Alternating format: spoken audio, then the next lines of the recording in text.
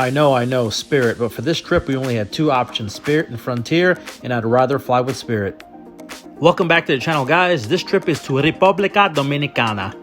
Quick note, before you can enter or exit Dominican Republic, you need what is called an e-ticket for the government, and that is found online and it's at no cost to you. My advice is to book your transportation online because it can be a little sketch leaving the airport to your destination. Travel times from the airport to most resorts is between 15 to, I say, about max 25 minutes.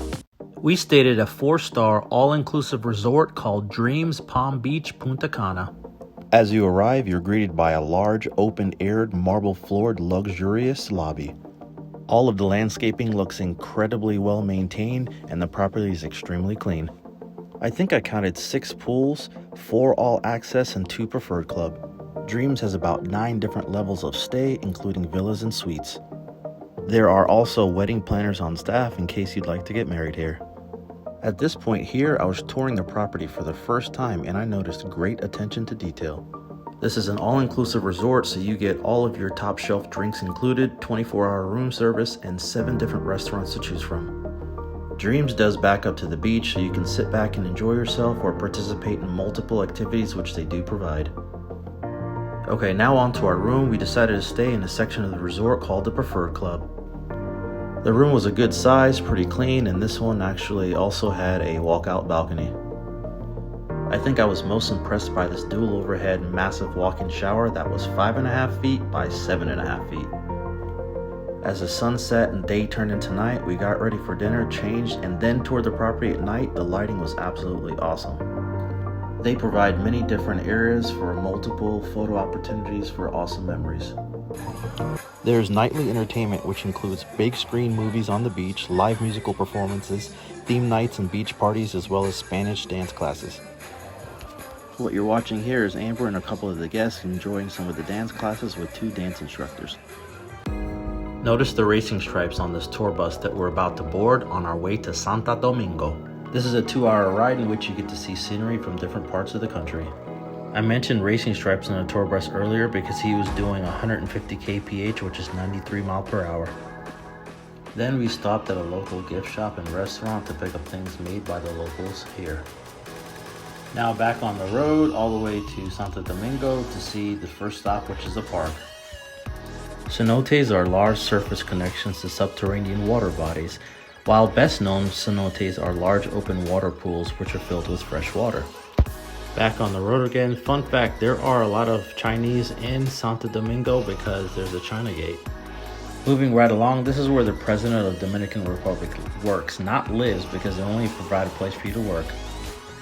We get off the tour bus to an area which is kind of like a boardwalk, which is right outside the center of Santo Domingo, and now we're going to go see the inside of the city. Now we're on a walking tour. These streets that we're looking at and walking on right now were actually where The Godfather 2 were filmed. As we move through the town, you'll see a lot of brick and a lot of Spanish-style structures that were built by hand. The building that I'm showing you here was converted into a beautiful restaurant. The only other place I can remember seeing second-story balconies like this was in New Orleans.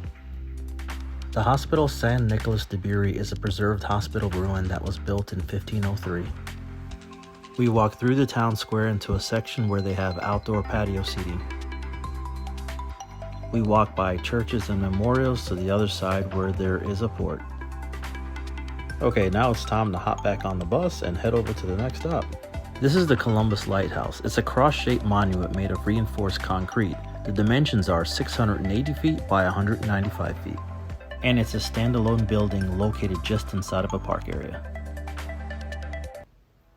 Croaky, no, it's time to head to the Outback. Just kidding, we're back in Punta Cana for a 4-wheeler and buggy tour. Since I'm doing the filming for you, I had to hold on to my hat because we have a crazy driver here. This tour takes you through some crazy off-roads and some towns that some of which don't even have electricity. We pass by a park and head into the tourist marketing area. These signs were pretty funny. Dominican Costco, Dominican Macy's, they even had a Dominican Walmart. The first cenotes we visited in the park you could not get in. This one you could swim in, so Amber decided to hop in and go for a swim. Hop back in the buggy and just 15 minutes away and look, you're at the beach. A few people decided to go for a swim, but I just wanted to hang out under this leaf-lined, tree-shaded bench. After this, our trip was pretty much over, but the excitement was not done because we got to ride in a race van, driver's van, to the airport. Oh yeah, and one last thing. Have you ever boarded an airplane from the rear door? I haven't. Guess there's a first for everything. Thanks for watching. Like, comment, and subscribe. See ya! Let's take them back.